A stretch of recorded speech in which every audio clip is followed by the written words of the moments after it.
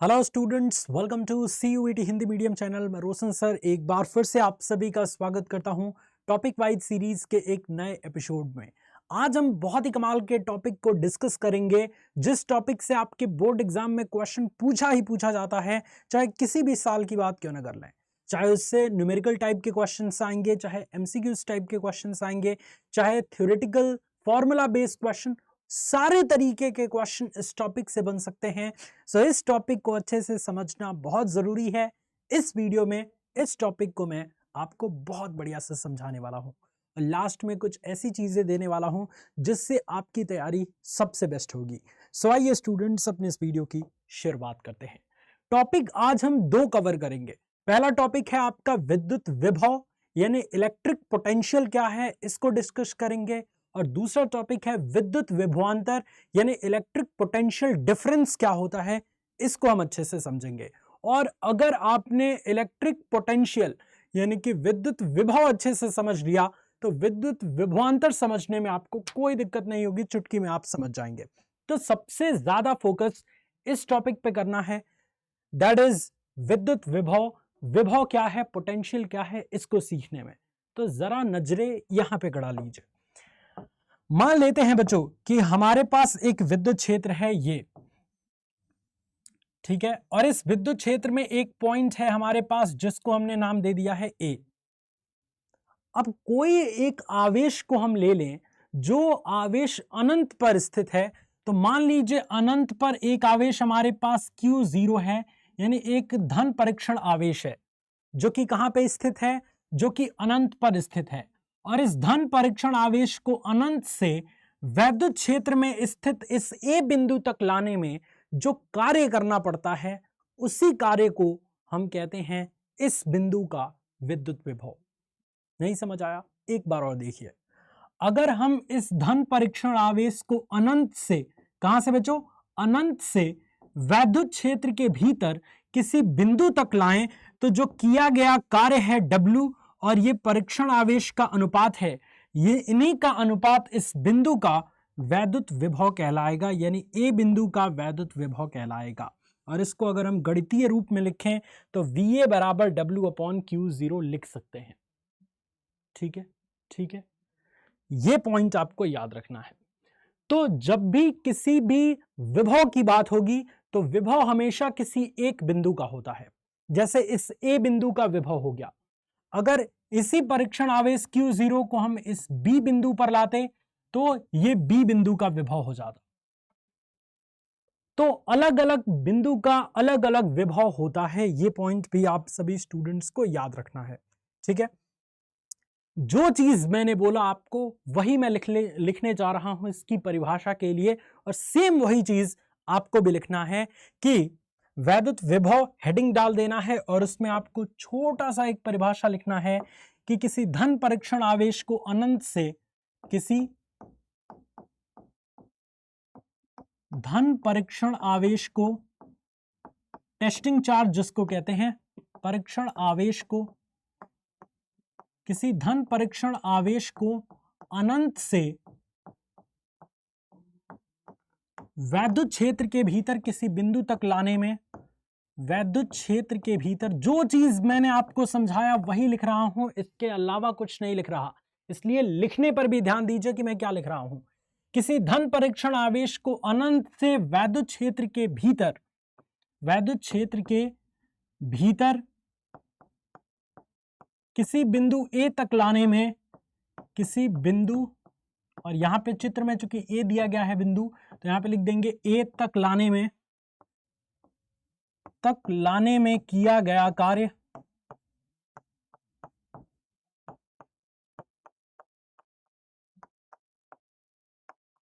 तथा परीक्षण आवेश का अनुपात, तथा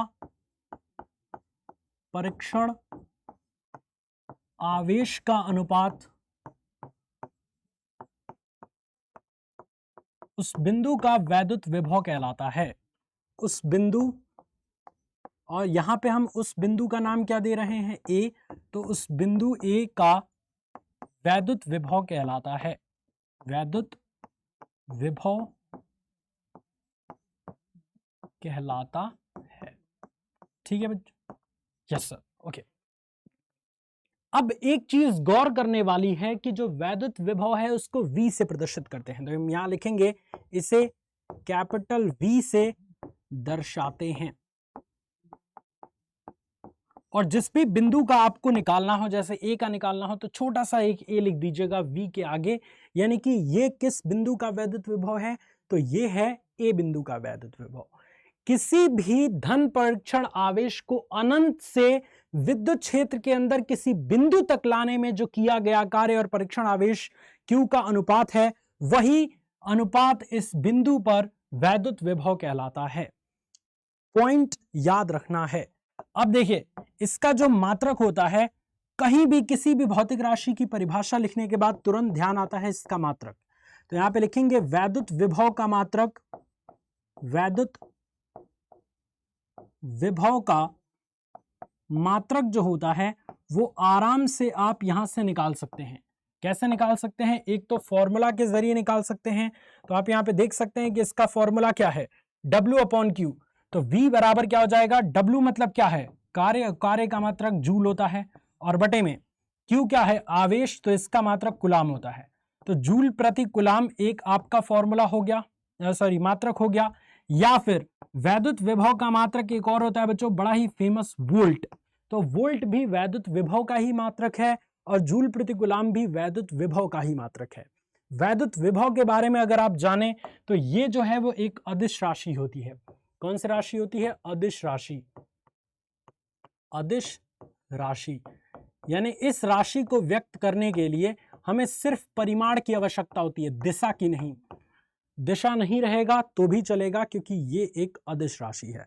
विद्युत विभव से संबंधित बहुत सारी चीजें मैंने बता दी। अगर अभी तक किसी को डाउट है तो वो मुझसे कुछ भी पूछ सकता है, वरना हम आगे चलते हैं और बढ़िया तरीके से इस चीज को और डिस्कस करते हैं। एक और चीज छूट रहा है, इसकी वीमा।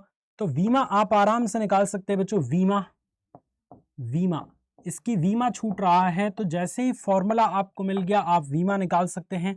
वीमा कैसे निकलेगा? W की वीमा बटे में Q की वीमा। तो आप सभी जानते हैं W की वीमा mL2T/-2 होती है, और बटे में Q की वीमा AT होती है। A और T को ऊपर लेके जाएंगे तो क्या हो जाएगा, mL2T/-2, और एक और ऊपर जाएगा तो T/-3, और A पे 1 है, ऊपर जाएगा -1। तो ये आपकी वीमा निकल के आ गई वैद्युत विभव की। और वैद्युत विभव का यहां तक सारी चीजें मैंने बता दी हैं। एक बार स्क्रीनशॉट ले लीजिए, उसके बाद हम वैद्युत विभवांतर पढ़ाना शुरू करते हैं। ठीक है, अब हमारा जो नया टॉपिक शुरू होगा वो टॉपिक है आपका विद्युत विभवांतर, जिसको आप पोटेंशियल डिफरेंस भी कहते हैं। हमेशा याद रखिएगा कि जो वैद्युत विभव है वो किसी बिंदु के लिए होता है, और जो वैद्युत विभवांतर होता है वो दो बिंदुओं पे विभवों के अंतर को कहते हैं। यानी कि अगर हमारे पास पिछले डायग्राम की तरह ही एक विद्युत क्षेत्र हो, कोई भी विद्युत क्षेत्र हो, और उसमें दो बिंदु हों, ए बिंदु और बी बिंदु, और हमारे पास एक परीक्षण आवेश Q0 हो, तो अगर हमें इस परीक्षण आवेश को विद्युत क्षेत्र के अंदर इस बिंदु से इस बिंदु तक लेके जाना है तो हमें कुछ काम करना पड़ेगा, और वही जो कार्य करना पड़ेगा W, और वो परीक्षण आवेश Q0 जिसको हम B से A की तरफ ला रहे हैं, उसी का अनुपात हमारा इन दोनों बिंदुओं के बीच विद्युत विभवांतर कहलाएगा। या करके आप इसको ऐसे लिख सकते हैं कि VA या VB माइनस VA, कहां से कहां तक ले जा रहे हैं, B से A तक, तो VB माइनस VA बराबर W/Q, ऐसे आप लिख सकते हैं। ठीक है, ठीक है, ये A और B बिंदु के बीच का विभवांतर कहलाएगा। अगर हम किसी भी परीक्षण आवेश को वैद्युत क्षेत्र के अंदर किसी एक बिंदु से दूसरे बिंदु तक लेके जा रहे हैं, तो ऐसी स्थिति में उन दोनों बिंदुओं पर विभवों का जो अंतर होगा वही विभवांतर कहलाता है। और इसकी सिंपल डेफिनेशन जो मैंने आपको कही वही लिखनी है कि किसी विद्युत क्षेत्र में स्थित दो बिंदु A और B पर किसी परीक्षण आवेश Q0 को बिंदु B से बिंदु A तक ले जाने में किया गया कार्य और इस परीक्षण आवेश का अनुपात विद्युत विभवांतर कहलाता है। तो यहां पे क्या लिखेंगे, वैद्युत क्षेत्र में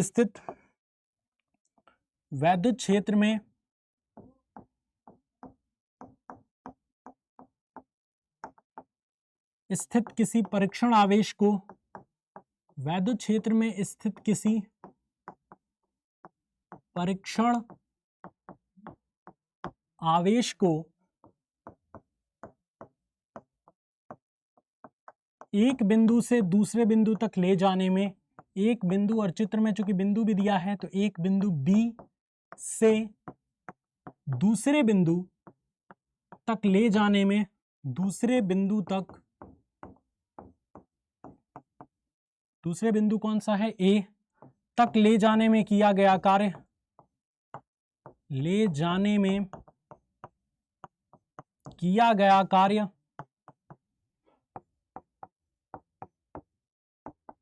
W तथा जो चीज मैंने समझाया वही चीज लिख पा रहा हूं। इस B पॉइंट से A पॉइंट तक अगर हम इस परीक्षण आवेश को लेके चलें तो हमें कुछ काम करना पड़ेगा, तो वो किया गया कार्य W तथा परीक्षण आवेश Q नॉट का अनुपात, Q नॉट के अनुपात को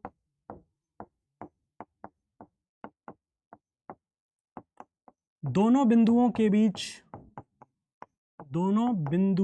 बीच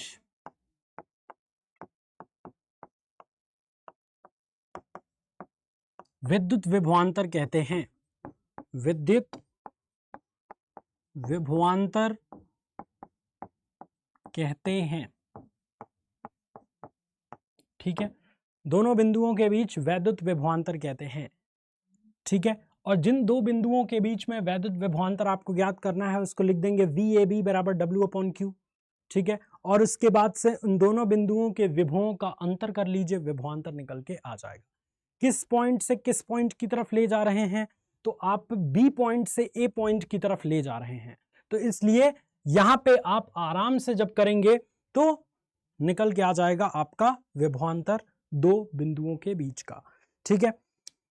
तो ये पॉइंट आपको याद रखना है। ये भी एक अदिश राशि है और इसका मात्रक जो होता है, इसका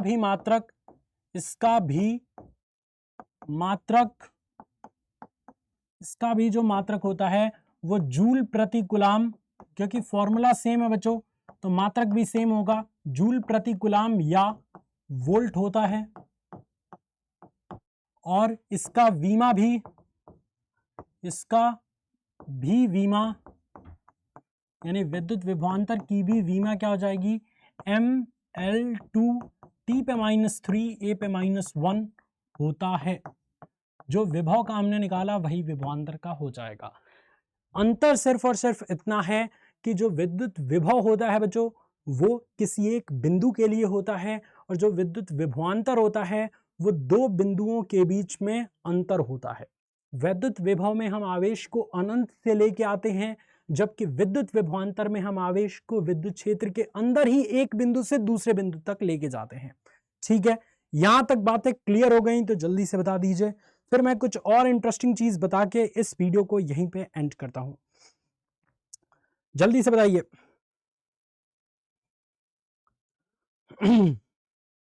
ओके, अब आता है वैद्युत विभव के प्रकार। विभव कितने प्रकार के होते हैं?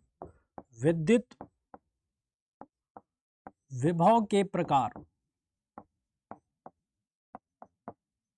तो विद्युत विभव बच्चों जो है वो दो प्रकार के होते हैं। एक तो होता है धनात्मक विभव और एक होता है ऋणात्मक विभव। जो धनात्मक विभव होता है बच्चों वो धनावेश के कारण होता है, जो ऋणात्मक विभव होता है वो ऋणावेश के कारण होता है, ठीक है। ये पॉइंट आप सभी बच्चों को याद रखना है, तो इसका स्क्रीनशॉट फटाफट से ले लीजिए। विद्युत विभवांतर का स्क्रीनशॉट ले लीजिए, इस पॉइंट का और इस पॉइंट का। और अभी तक बताइए कोई कंफ्यूजन है तो, ठीक है।